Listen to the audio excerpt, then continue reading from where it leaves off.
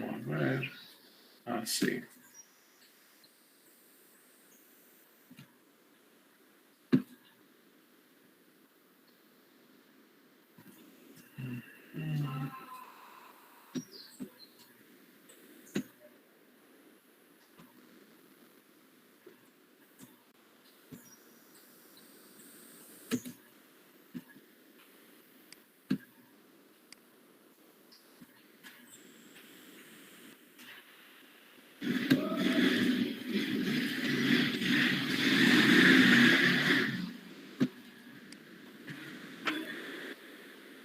Ahora sí, nuevamente se ve, ¿verdad? No, ahora no se ve. Ahora sí. Se ve. Sí, doctor. Perfecto. Miren, la semana pasada nosotros estuvimos hablando, como le dije, acerca de las necrosis. Hubo un joven que era el que estaba hablando de la necrosis caseosa, que realmente yo no pude ni escuchar su presentación, porque en cierta manera, aquí le digo, que donde yo estoy, en el CPN donde estoy, la señal es un poquito débil del internet. Entonces nosotros vamos a ir haciendo una pequeña retroalimentación. El que desee puede grabar la clase y así se la comparten, ¿ok?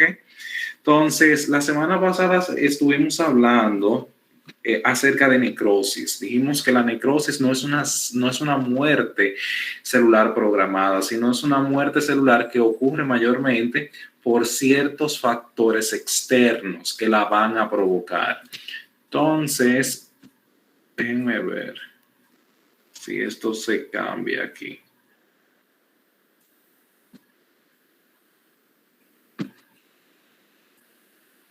Se le cambió a ustedes a diapositiva.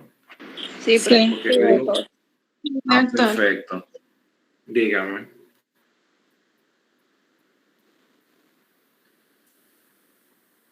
Les decía que tenemos que diferenciar dos conceptos básicos. Esta diapositiva es bastante breve, simplemente la hice para que tengan una idea, porque la semana pasada no estaban comprendiendo nada. Entonces, vamos a decir que la apoptosis, ¿qué es? Una muerte celular programada por el organismo. Entonces, la necrosis ya es una muerte celular que no es programada, como les decía, que va a ocurrir o se va a provocar por ciertos factores externos que van a incidir a que esa célula pues muera. Entonces hay ciertas diferencias microscópicas a nivel celular que van a diferenciar a una necrosis versus una apoptosis. Dentro de esas diferencias o características vamos a tener que en una necrosis mayormente el tamaño celular va a estar aumentado cuando ocurre una necrosis a nivel celular y va a estar aumentado es por el edema. En la apoptosis el tamaño celular estará reducido y es por la retracción celular. En el núcleo, cuando ocurre una muerte celular por necrosis, va a presentar tres características principales, que son la pignosis, la cariorexis y la cariólisis. En cambio, en la apoptosis lo único que va a haber son la formación de fragmentos de tamaño del nucleosoma. La membrana plasmática o la membrana celular en la necrosis va a estar rota y va a estar rota mayormente. Recuérdense que en la fase C5 es que esas integrasas van a destruir toda la parte de la membrana celular. En cuanto a la apoptosis, la membrana estará intacta, la estructura estará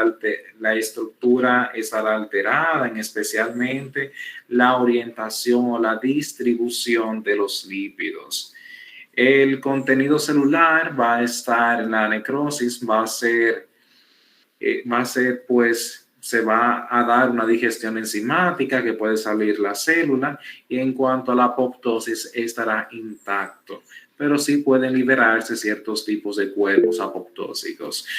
La inflamación adyacente es muy frecuente en la necrosis, en la apoptosis no es frecuente Y la función fisiológica o patológica es invariable en la necrosis, pero en la apoptosis a menudo es fisiológica, que sirve para eliminar células no deseadas, como ustedes pueden ver. ¿Me están Doctor, escuchando? no se está Sí, pero no proyectando. estamos viendo. No se ve. ¿Cómo? Yo la Que sí se veo. escucha. No se ve la diapositiva. Yo la veo, la diapositiva. Yo también la veo. Bueno, pues entonces ya no, el problema no soy yo, el problema es ustedes. ¿Usted entiende? Porque si hay una parte que le está viendo, no soy yo el problema. ¿Me entienden?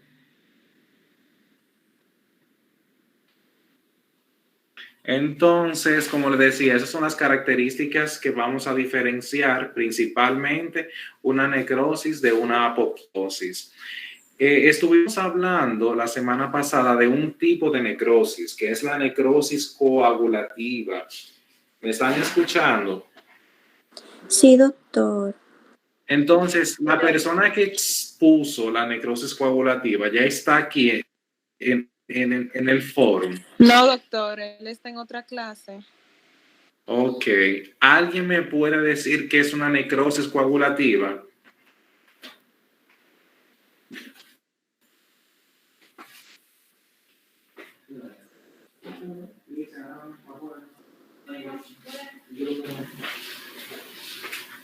¿Alguien me puede decir?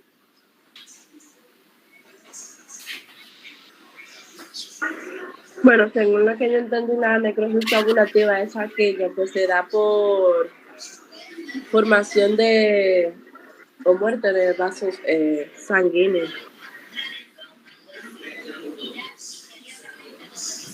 Miren, la necrosis coagulativa. Dijimos que el término necrosis no abarca un tipo de muerte celular no programada que se debe mayormente a un agente externo. Cuando hablamos de necrosis, esperen un momento. Dicen, ¿cuánto tiene la glicemia?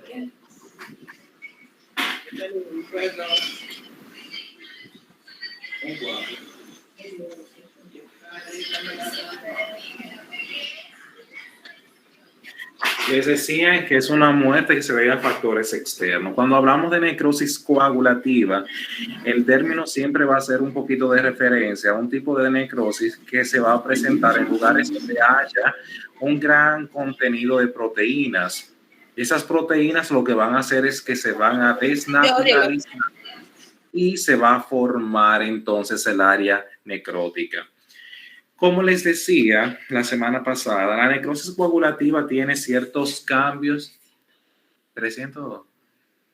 Póngale 4 unidades de insulina rápido. Ay, Dios mío.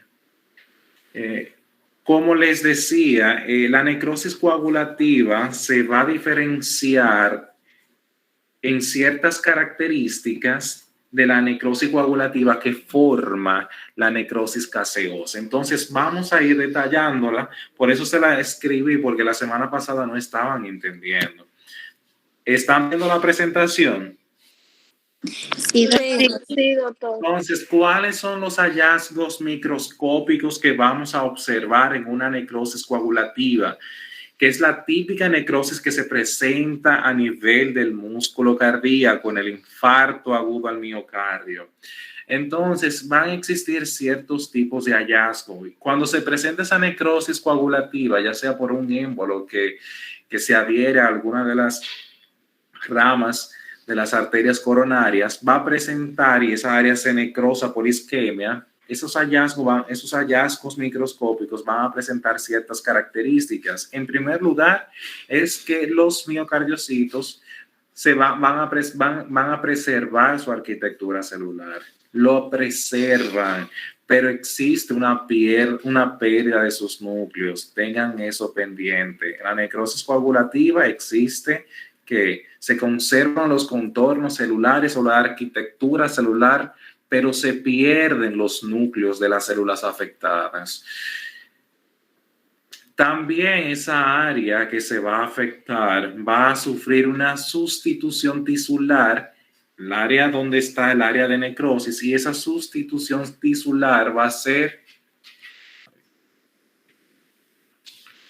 ser por tejido fibroso. Me doy a entender. Entonces, Perfecto y claro. hallazgo mixto, ¿cómo?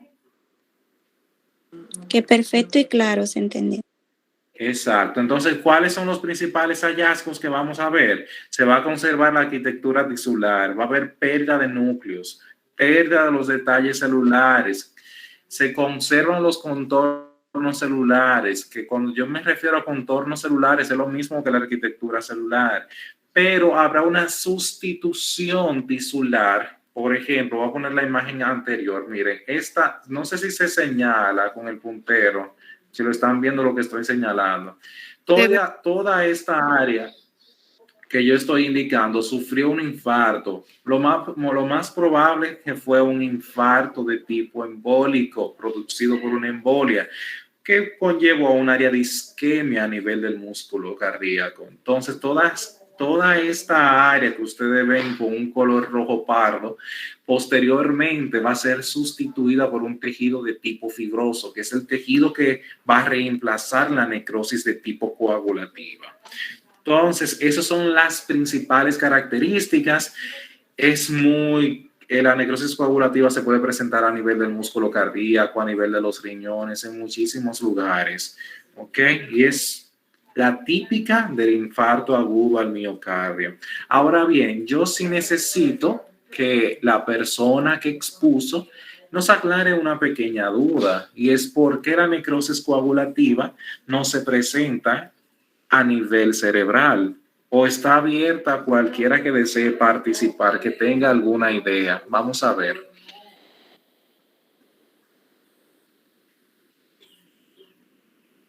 Les escucho.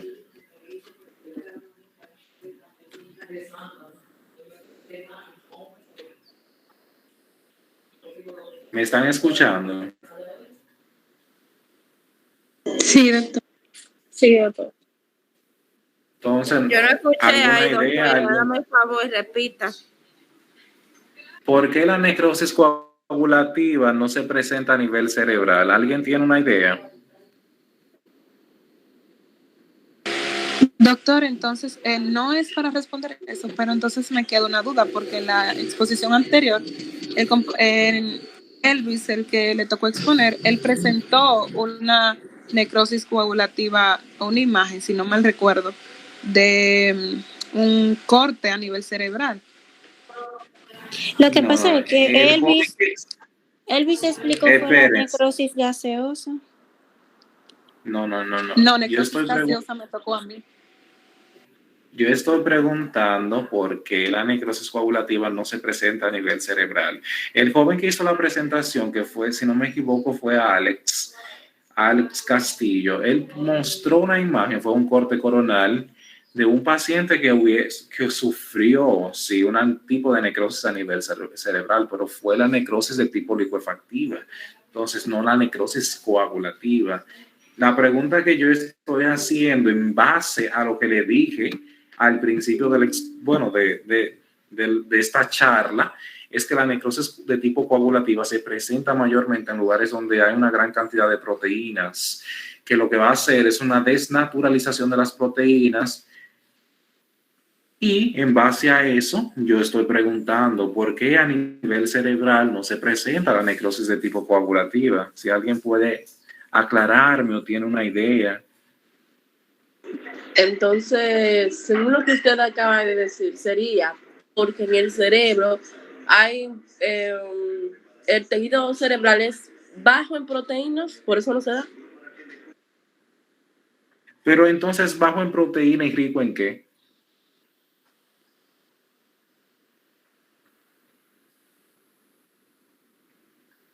¿Cuál es la pregunta, doctor? ¿Qué proteína es rico en qué?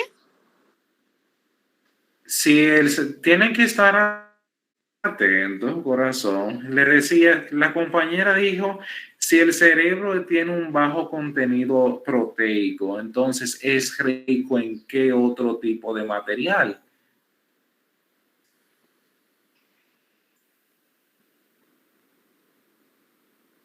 Ese es el detalle. Yo quiero que me aclaren eso. ¿Alguien tiene una idea?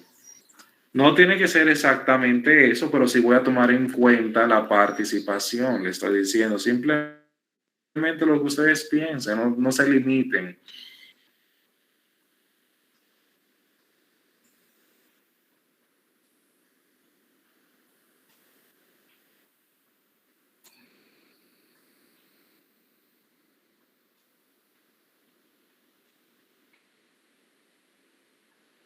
¿Me están escuchando?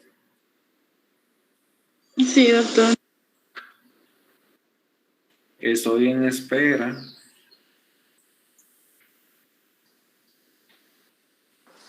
Hay una compañera que está escribiendo. El cerebro es rico en No, es tejido que yo nervioso, maestro, células blancas y grises. Ok, miren. El cerebro es rico en tejido nervioso. Se sobreentiende eso porque el cerebro forma parte del sistema nervioso. Entonces, el detalle está, yo les voy a explicar para así poder avanzar un poquito. Como dijo la compañera, ¿quién fue que me dijo que el cerebro tiene entonces bajo nivel de proteína? Por favor, el nombre de esa persona lo necesito porque no estoy viendo ahora mismo la pantalla. Romer. ¿Cómo? Romerfi, mira, en cierta manera tú tienes razón. Como yo dije al principio, Romerfi como que se la llevó, lo captó. La necrosis coagulativa por lo general se presenta, como les dije y le he repetido muchísimas veces, en lugares donde existe un alto nivel proteico. En el cerebro, mayormente, no tenemos ese alto nivel proteico. El contenido del cerebro mayormente se debe a ácidos grasos, fosfolípidos. Entonces, esa es la característica por la cual la necrosis coagulativa no se presenta a nivel cerebral. Recuerden, por ejemplo, para que tengan una idea, de que todas las neuronas están conectadas, ¿verdad? Entonces, ya a nivel de su axón, tienen que mayormente los nódulos de Ranvier. ¿Y de qué están formados los nódulos de Ranvier? Mayormente de fosfolípidos, ácidos grasos. Por eso es que la necrosis coagulativa por lo general no se presenta a nivel encefálico. Y la que se presenta a nivel encefálico, por lo general, la característica del cerebro es la necrosis licuefactiva. ¿Se entiende ahora?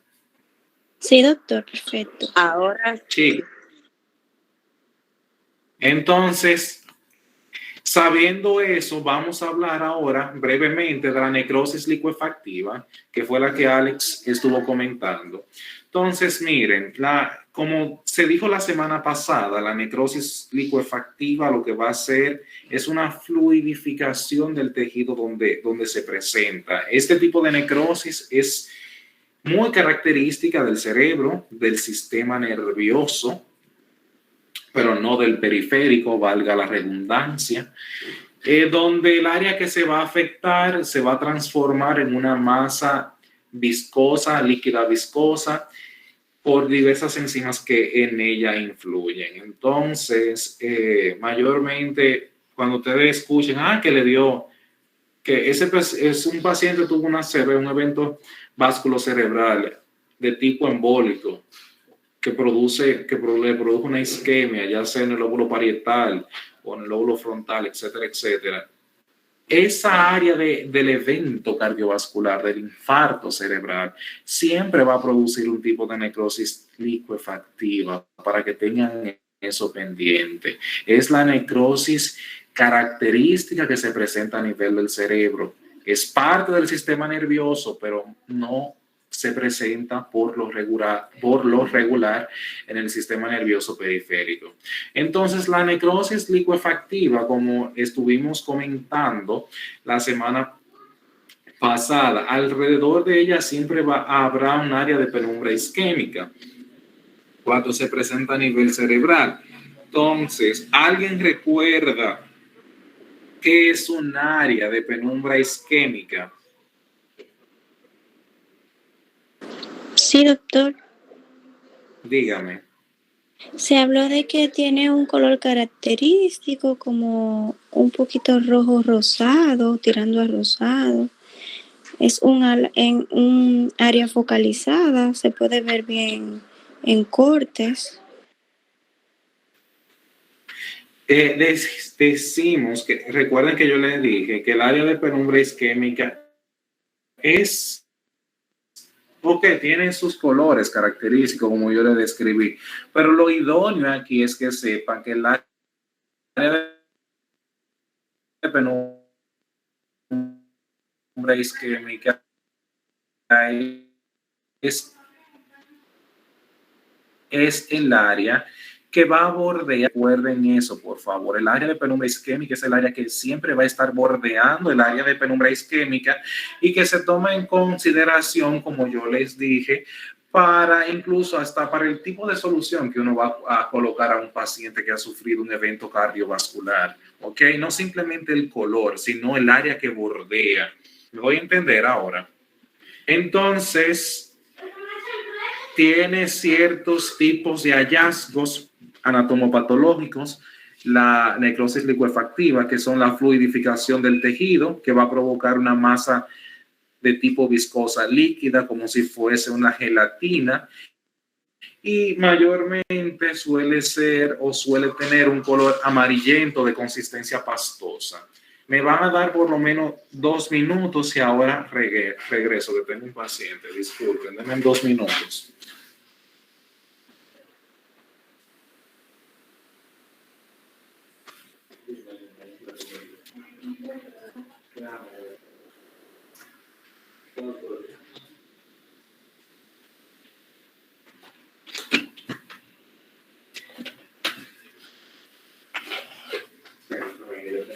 Una clase. Con la lámpara de celular.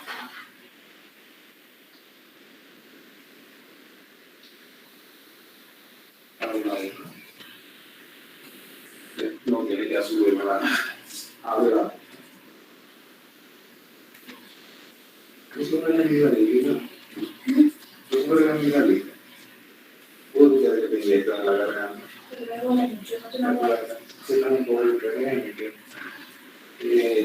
Yo te voy a mandar a inyectar, me la dicen ahora. Y se te va a poner la penicilina. Nada de decirle.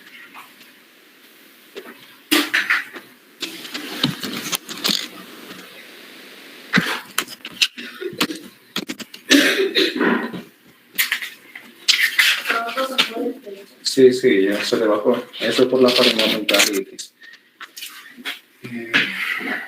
Gemelli te lo ¿verdad?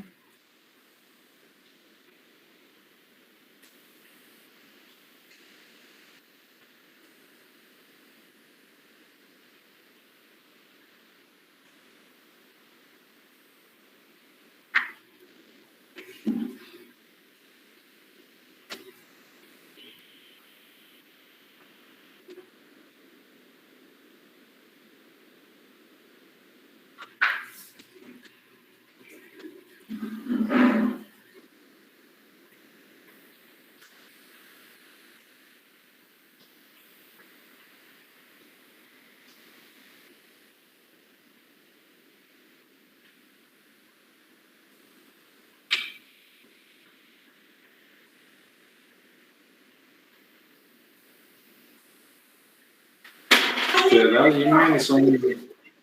¿Cuántos años que tú tienes? 15.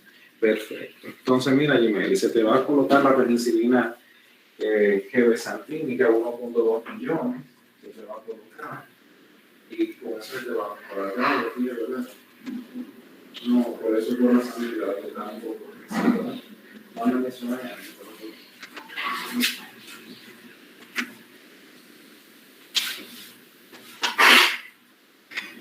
Jóvenes, ¿me están escuchando? Sí. Entonces, mire, como les decía, la necrosis de tipo licuefactiva tiene ciertas características. La primera de ellas es que habrá una fluidificación del tejido. Esa fluidificación del tejido lo va a convertir el área afectada en una masa viscosa líquida, como si fuese una gelatina prácticamente. Y por lo general va a tener un color que va a ser amarillento de consistencia pastosa. Voy a salir 10 minutos. Yo entro de una vez que se me presentó algo. Está bien. Amarillento de consistencia pastosa. Esas son mayormente las características que vamos a ver en la necrosis de tipo licuefactiva. Entonces vamos a hacer nuevamente un pequeño repaso de lo que es la necrosis de tipo caseosa. La necrosis de tipo caseosa, el joven que expuso la necrosis caseosa, está ya aquí en el aula. Sí, doctor. ¿Cómo es el nombre de él, por favor? Rodester, doctor, de ella, Rodester. Ay, Rodester, Rod, ¿cómo tú estás? Muy bien. Entonces, Rodester, cuéntame ahora, ¿qué es la necrosis de tipo caseosa? Cuéntanos, ilústranos. Sí. Como yo estaba diciendo la semana pasada, usted fue que hizo la corrección de que la necrosis de tipo caseosa iba a tener como una mezcla de dos tipos de necrosis, que son la necrosis coagulativa y la colicoativa. Este tipo de necrosis se va a presentar, o sea, va a ser característico de los focos de infecciones tuberculosas. En los datos anatomopatológicos vamos a tener que, bueno, antes de eso, para decir que el término caseosa es debido a eso mismo, por el aspecto que presenta de forma macroscópica, en el estudio macroscópico, que es un aspecto parecido a queso. Entonces, en el estudio macroscópico vamos a observar eso mismo, que en el foco de necrosis vamos a tener una lesión blanco-amarillenta, con aspecto de queso requesón, y se va a ver como que se desmorona fácil. Entonces, eso es lo característico en el estudio macroscópico. Entonces, en el estudio microscópico, en el foco de necrosis, usted hablaba en la primera de que se iba a mantener, la primera que usted estaba explicando, se iba a mantener la arquitectura del tejido. En el estudio microscópico, no se va a mantener la arquitectura del tejido.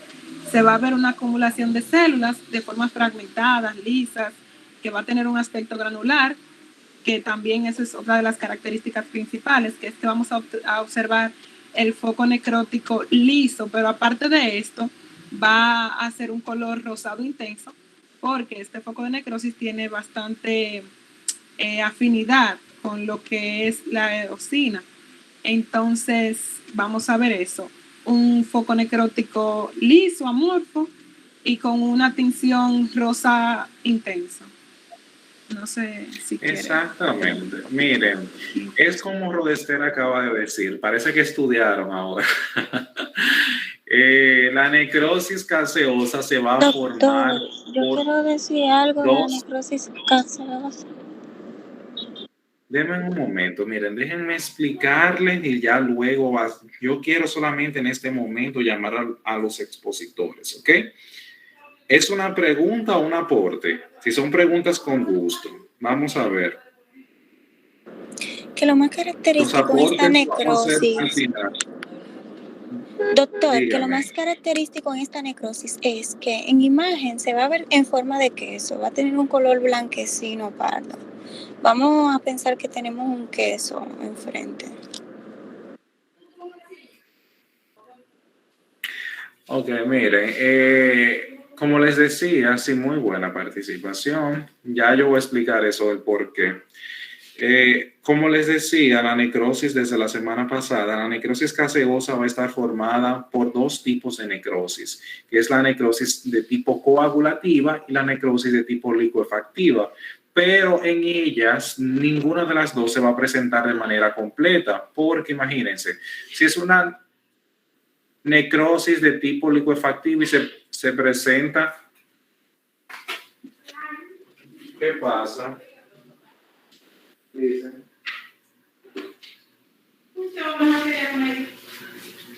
Si es la necrosis de tipo licuefactiva y se presenta de manera completa, entonces lo que habrá va a ser una fluidificación del tejido.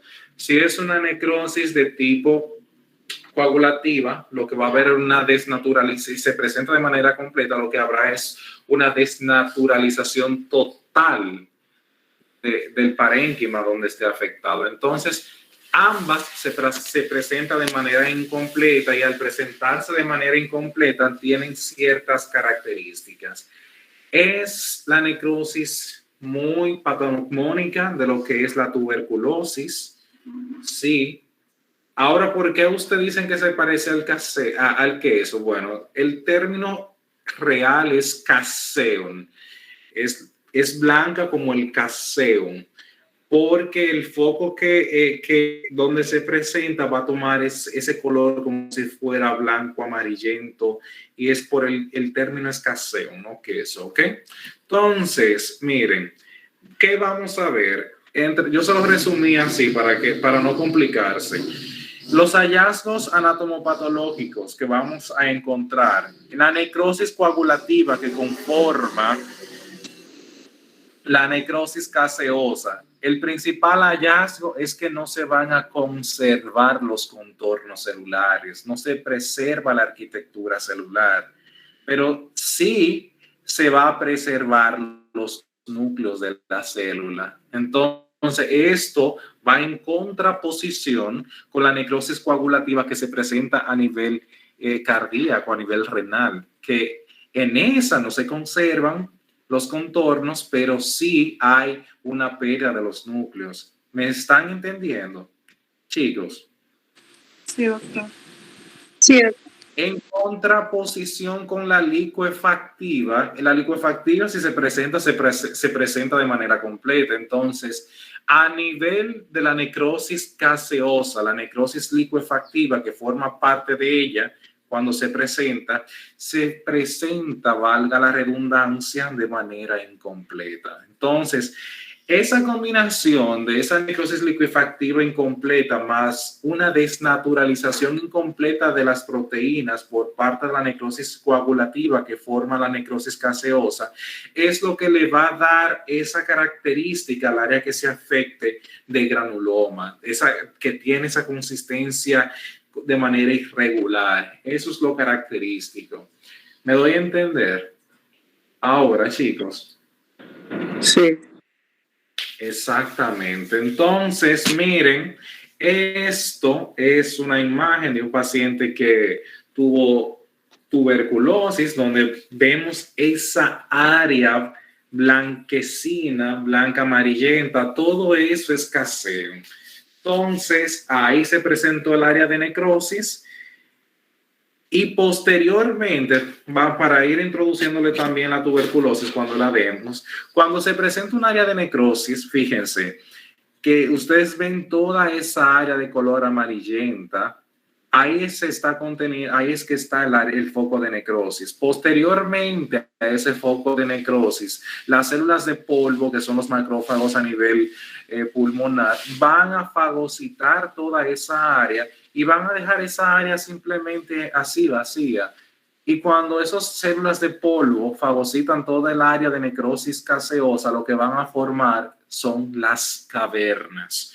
Que eso más adelante lo vamos a ver cuando estemos dando la necrosis en la tuberculosis. Pero para que lo tengan pendiente, el área donde ocurrió la necrosis caseosa posteriormente puede ser fagocitada por los macrófagos a nivel pulmonar, las células de polvo, y esa área cuando ya se fagocita en su totalidad queda vacía. Entonces, esa área que queda vacía es una caverna en el parénquima pulmonar.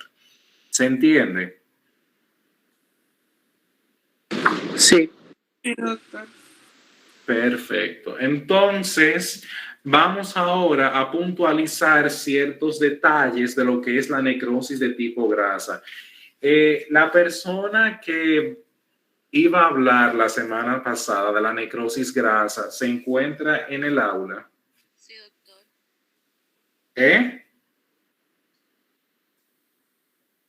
Se encuentra.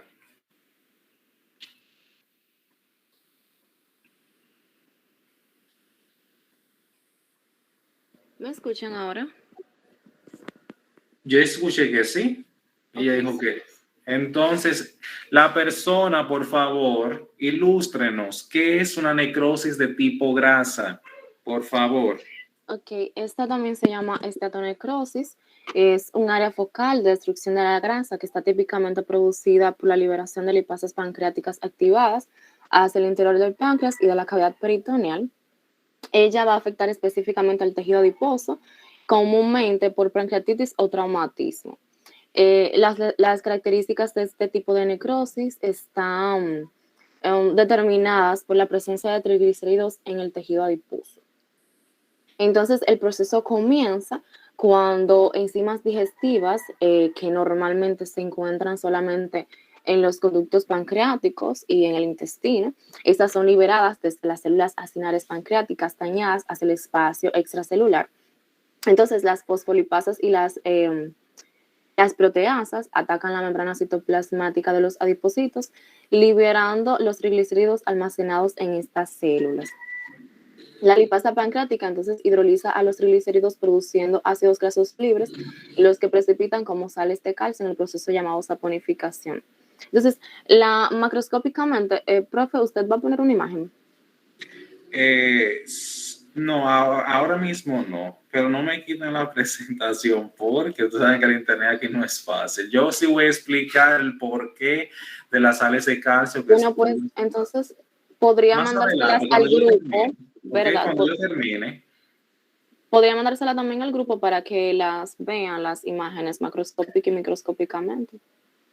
No, sí, porque puede enviarla, pero ya yo envié las imágenes que van donde todas las necrosis. Yo más adelante le explico, puedes enviarla. O cuando yo termine, para, tú sabes, como el internet aquí están... No se crea que el mío está malo también. El mío también tiene... Sí. Entonces, macroscópicamente lo que vamos a ver son como áreas blanquecino amarillentas. Y microscópicamente se ve depósitos basófilos amorfos en la periferia de los focos de adipocitos necróticos. Bueno, esas eran las imágenes que yo iba a presentar, que me las aprendí así. No importa, continúa, vas muy bien. Entonces, en los casos que yo encontré, en casos clínicos, un caso era de pancreatitis aguda, y ahí veíamos también una región de necrosis grasa, porque como mencioné anteriormente, estos casos de necrosis mayormente se ven en pancreatitis. Los ejemplos que encontré eran de pancreatitis aguda y en caso de que haya traumatismo. Entonces, dígame, maestro. No, continúa, tú me dices, muy bien. Entonces, ¿qué más? Déjame ver. Yo encontré un cuadro que les iba a presentar, como mencioné, de pancreatitis aguda. Hay las enzimas pancreáticas que salían de las células acinares y de los conductos. Se veía cómo causaban una licuefacción de las membranas de las células adiposas en el peritoneo, y las lipasas degradaban los ésteres de triglicéridos contenidos dentro de las células adiposas, y los ácidos grasos liberados se combinaban con el calcio para dar lugar a áreas blanquecinas parecidas a la tiza, que eso era lo que veíamos macroscópicamente. Y se llamaba, como dije, saponificación de la grasa. En el estudio histopatológico o histológico se veían los márgenes en sombra de células adiposas necróticas con depósitos de calcio basófilos rodeados por una reacción inflamatoria. Perfecto. Miren, vamos ahora para que ustedes me puedan entender todo, chicos. Vamos a aclarar todo. Como dice la compañera, la necrosis de tipo grasa es el tipo de muerte celular no programada que se va a presentar en el tejido adiposo o en el tejido graso, valga la redundancia. Entonces, como ella está hablando, ustedes pueden deducir.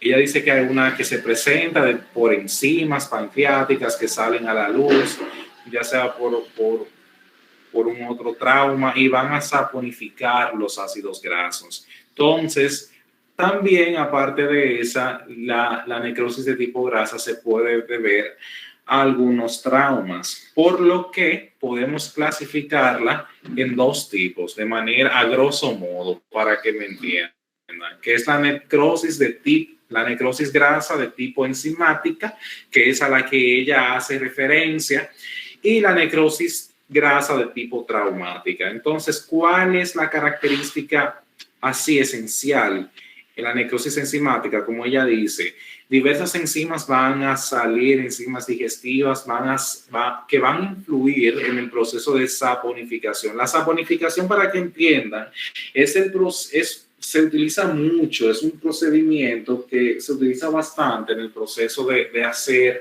los jabones. Por eso es que ella dice que se parecen como una tiza blanca por los ácidos de calcio, pero en sí no son tizas, sino son pequeños jabones.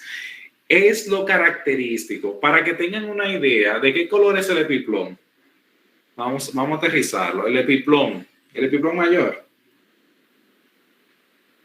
Anatomía. Regresamos a anatomía. Es amarillo, no es, maestro. Sí. La grasa, para que entiendan, macroscópicamente siempre la vemos de color amarillo. Entonces, microscópicamente, la grasa siempre la vamos a ver de manera blanca. No capta tinción. Lo que va a captar tinción en los diversos adipocitos que va a formar el tejido adiposo son las diversas membranas. Si ustedes se fijan en esta imagen, no sé si se cambió, de partes blancas. Ustedes se fijan, jóvenes, ese acúmulo. Entonces, cuando yo les pida a ustedes, díganme la microscopía de la necrosis grasa, ¿qué más o menos ustedes me pueden colocar? Porque en histología a ustedes le hablaron de las características que tienen los adipocitos. Entonces, más o menos, ¿qué ustedes colocarían en la microscopía de la necrosis grasa? Vamos a ver, ¿quién me dice? ¿Quién se atreve?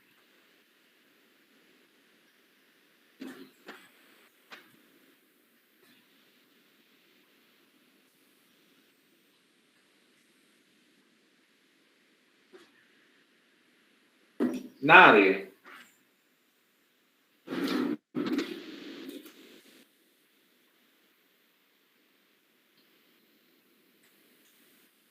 ¿Me están escuchando? Sí. Ok, vamos a retornar entonces a histología básica. Recuerden, en histología ustedes le enseñaron que un adipocito es la célula que forma parte del tejido adiposo. Los adipocitos por lo general no tienen el núcleo céntrico, sino mayormente ¿a dónde lo tienen? En la periferia. Arriba. Entonces, el núcleo va a estar desplazado a la periferia por el alto contenido graso a nivel de su citoplasma. Todo ese contenido graso en el citoplasma va a hacer que el núcleo se vaya a la periferia. ¿Ok? Esa es una de las principales características. De manera general no van a captar tinción como otras células. Si ustedes ven, lo que capta la tinción mayormente son esos tabiques que están, por favor, chicos, son esos tabiques que están entre adipocitos y adipocitos, y esas son las membranas celulares, ¿ok? Eso es lo que va a captar tinción. Son dos características. Entonces, fíjense, vamos ahora sí a retornar un poco. La necrosis grasa, como decíamos, se puede clasificar en dos tipos: enzimática y necrosis de tipo traumática. Enzimática debido a enzimas digestivas que van a influir en los ácidos grasos y van a formar de manera macroscópica, debido al proceso de saponificación de las grasas, ácidos grasos de color blanquecino que parecen jabones. Imagínense el epiplón mayor lleno de jabones. Eso es debido a una necrosis de tipo grasa, pero en este caso de tipo enzimática. Mayormente este tipo de necrosis enzimática suele ocurrir en pacientes que tengan una pancreatitis aguda de tipo necrotizante, es muy característica de ella, y la necrosis grasa de tipo traumática, que se va a deber a un tipo de traumatismo que va a incidir en la ruptura del tejido adiposo, ya sea un trauma a nivel del cuadrante superexterno de la mama derecha o de la mama izquierda, o también en el mismo abdomen, un trauma, también puede provocar una ruptura de los adipocitos y por ende una necrosis grasa de tipo traumática. ¿Se entiende la idea ahora? Sí. Sí. ¿Tienen alguna duda de los tipos de necrosis? Hasta ahora no. Perfecto. Si no hay más dudas, con esta parte acabamos la práctica número 3. Simplemente era puntualizando ciertas cosas que quedaron como en el aire. Y la semana pasada como que no percibía que ustedes estaban comprendiendo el tema. Maestro, una pregunta, perdón. En la práctica número 3, en la unidad número 3, yo le envié, y hay un cuadrito muy bonito que habla de las diferencias de la necrosis y la apoptosis. Nunca me llenan eso bien, y eso saben bastante en su examen y en sus quizzes. Ese cuadrito ya yo lo presenté al inicio, mírenlo aquí, que son las diferencias entre la necrosis y la apoptosis. Apréndanselo bien porque sí le va a salir bastante.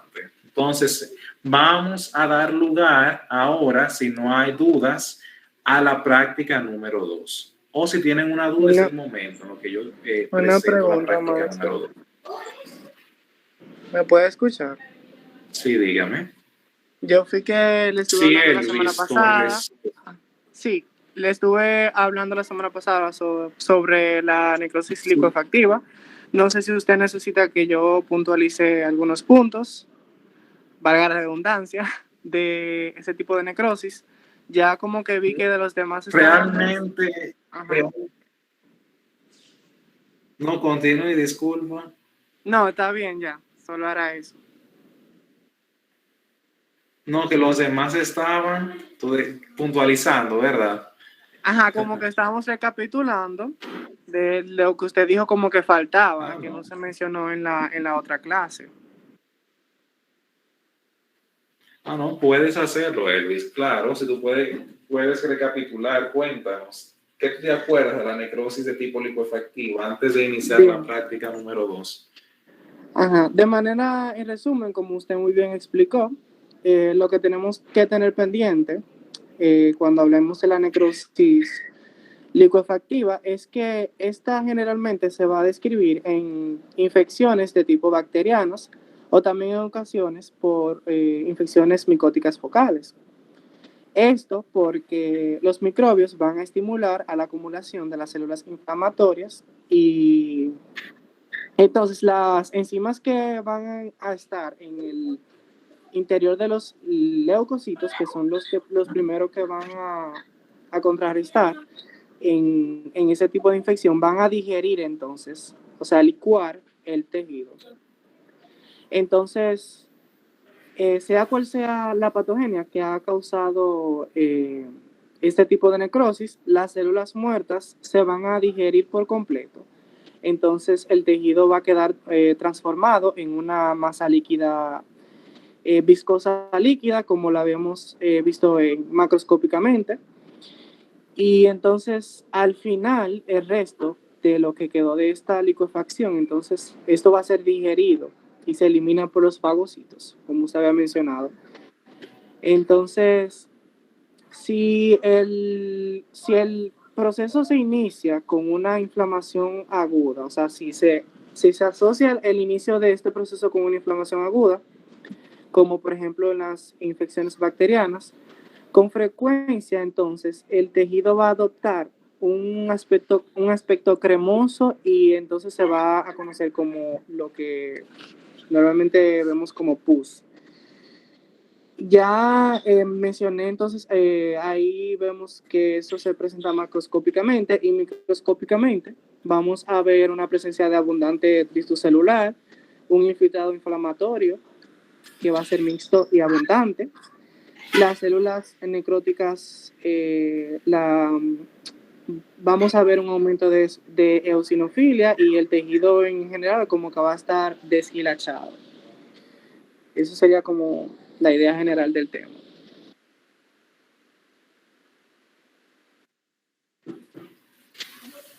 ¿Qué sería como? Sí, ya terminé. Elvis. No, que decías que sería como, que me quedé ahí, que tú como dijiste, sería las ideas como. generales en resumen del tema, como los focos más importantes a tratar. No, realmente es así como dice Elvis. La necrosis es bastante fácil de comprender, pero tengan pendientes siempre los lugares idóneos donde se presentan para que así les pueda ir bien, ¿ok? Por eso mismo, traten de investigar cada quien por lo menos 5 lugares, 5 órganos del cuerpo donde se presenten cada una de los 4 tipos de necrosis. Entonces, sí aclarar lo que Elvis Torres Espinal dijo la semana pasada, de que mayormente también la necrosis coagulativa puede presentarse en abscesos a nivel del parénquima pulmonar, ¿cierto? Elvis, tú mencionaste eso la semana pasada, ¿verdad? Sí, pero usted lo había corroborado. Exacto. Entonces, ¿por qué es que se presenta? No es que se presente del todo la necrosis licuefactiva. Recuerda que a nivel del parénquima pulmonar, como le estaba explicando anteriormente, la necrosis que se va a presentar es la necrosis de tipo caseosa, que se va a conformar de la necrosis coagulativa y la necrosis licuefactiva. Es por eso que hacen quizás algunos libros se confunden y ponen que la necrosis licuefactiva se presenta directamente a nivel del parénquima pulmonar. Pero recordemos que es que la necrosis, valga la redundancia, caseosa, se conforma por esas dos y la licuefactiva se presenta de manera incompleta en ella. ¿Me doy a entender? Ese es el detalle, Sí. para que ustedes no tengan esa confusión. ¿Ibas a decir algo, Elvis? No, era prácticamente eso, que esa fue la pequeña confusión, que, o sea, que no se va a presentar en sí como necrosis en el pulmón, en el absceso, sino como la mezcla de ambas que usted ha mencionado, que ya lo teníamos claro. Exactamente. Entonces, miren, en la práctica número 1 nosotros estuvimos hablando de ciertos personajes. Uno de ellos fue Rudolf Virchow. ¿A qué se le considera Rudolf Virchow? ¿Alguien me puede recordar eso?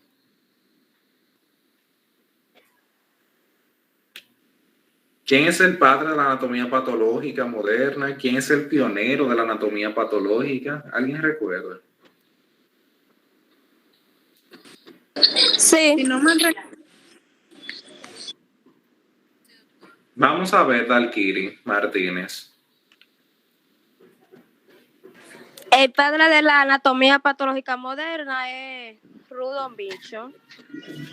Cuando nosotros estuvimos hablando de la práctica número 1, yo les dije que Rudolf Virchow también hizo ciertos aportes al introducir ciertos términos, al observar ciertas células, que esas células estaban presentando ciertas variaciones. Y esos términos que él introdujo fueron los cambios de adaptación celular.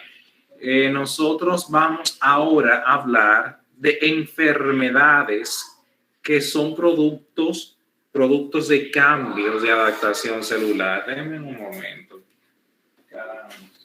Please.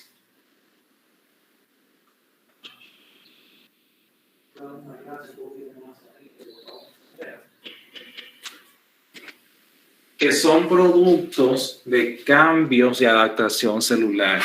En la clase número 1 yo les comenté a ustedes cuáles fueron los cambios de adaptación celular que él introdujo y también hicimos una un pequeño aclarando acerca de los mismos.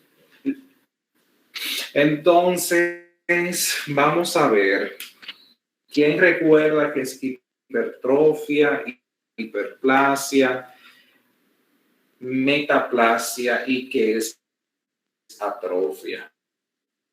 Porque ahora mismo vamos a iniciar la práctica número 2 y vamos a ver enfermedades que presentan. ¿Qué es hipertrofia? Yo, Celular.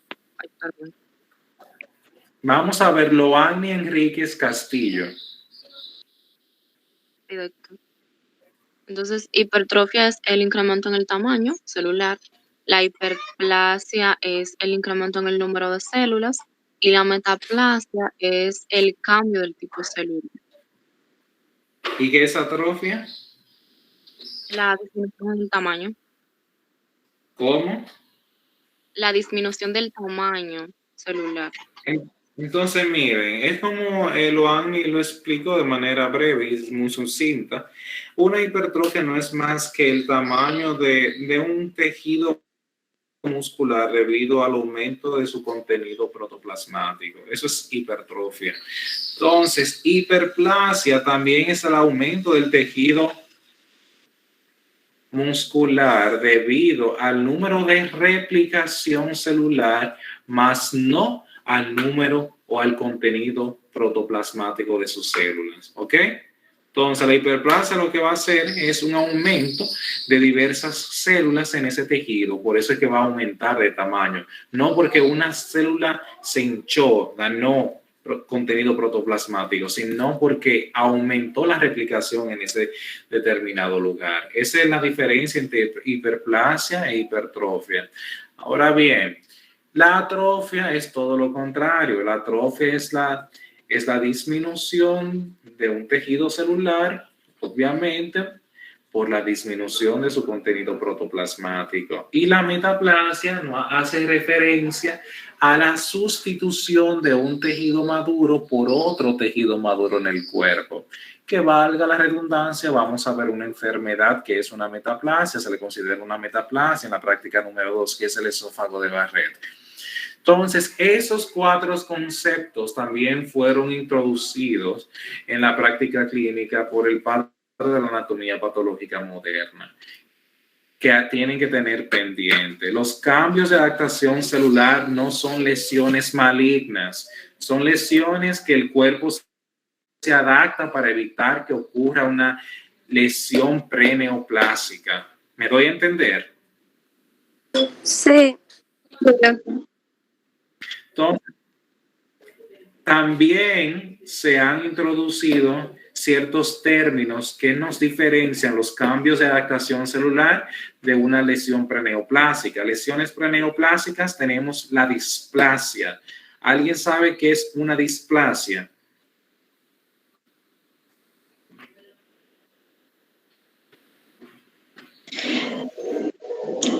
Sí. Sí, doctor. Mire Dios, dígame, ¿qué es una displasia? Una displasia es la presencia de células anormales en un tejido o un órgano. ¿A qué más se debe?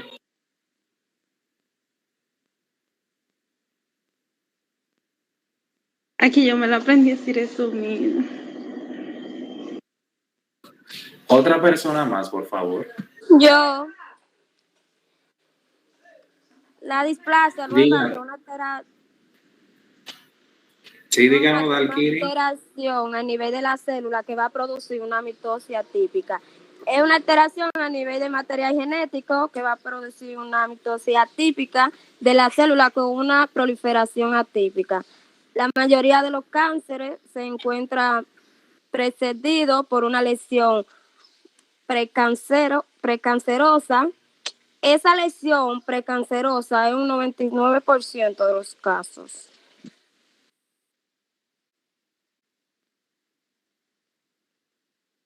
¿Ya?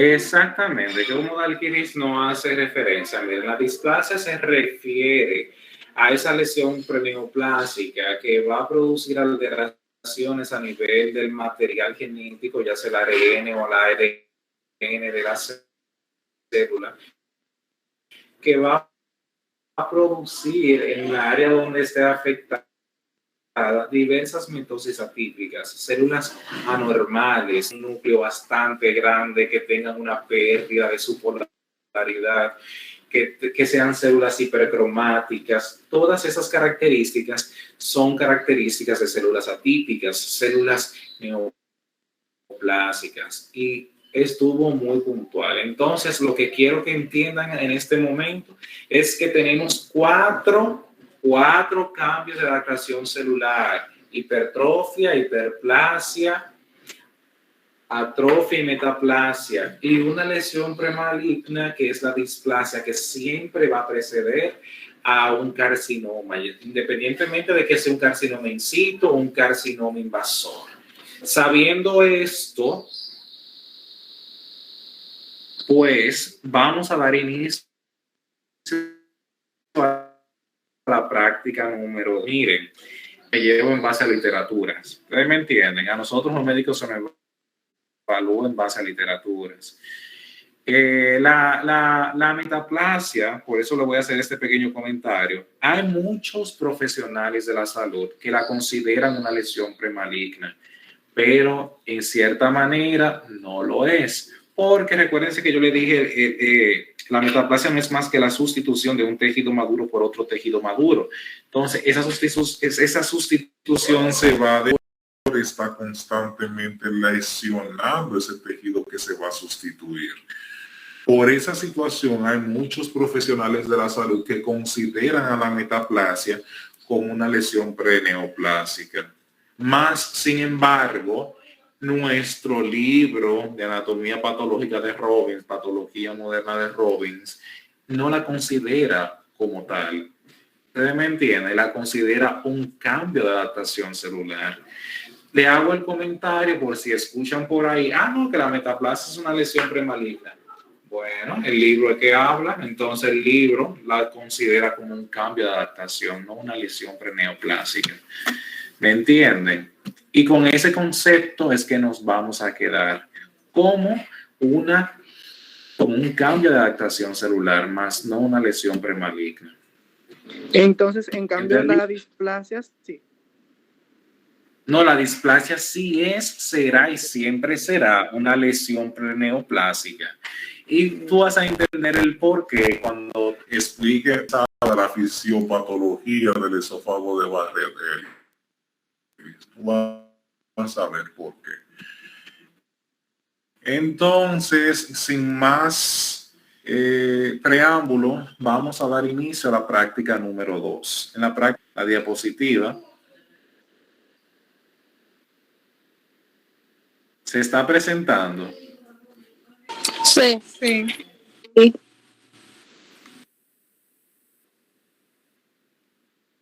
Entonces, mire, nosotros vamos a ver ya diversas patologías. Ustedes con muchas imágenes, y también le puse sus nombres para que no se pierdan.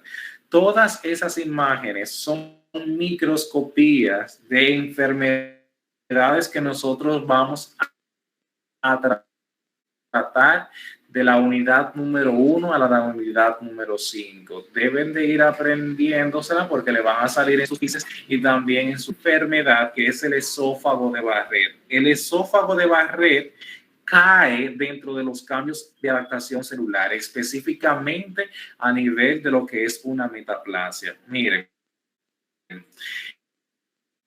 el esófago de Barrett hace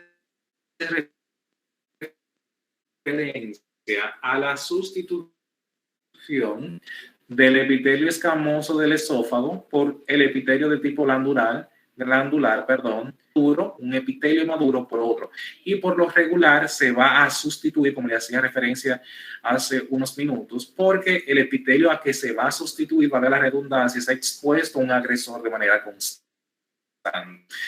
Entonces, ese cambio de sustitución de esos dos epitelios es lo que se conoce como esófago de Barrett a nivel de la práctica clínica. Eso es el epitelio metaplásico, se va a desarrollar, este epitelio metaplásico, como dice acá, se va a desarrollar en la mayoría de los adenocarcinomas esofágicos.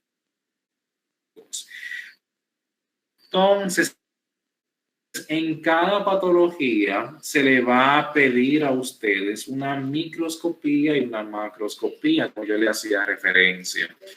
Y nosotros vamos también a tratar la microscopía y la macroscopía del esófago de Barrett. ¿Qué sí debemos de tener en cuenta? De que como influyen ciertamente en la formación de úlceras, ¿qué tenemos que tener en cuenta?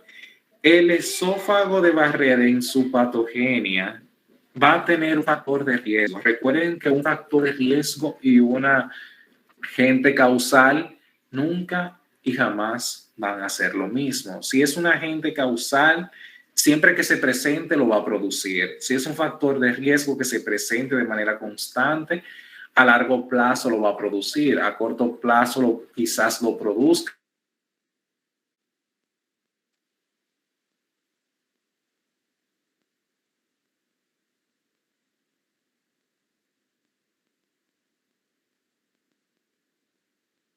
No se escucha. El maestro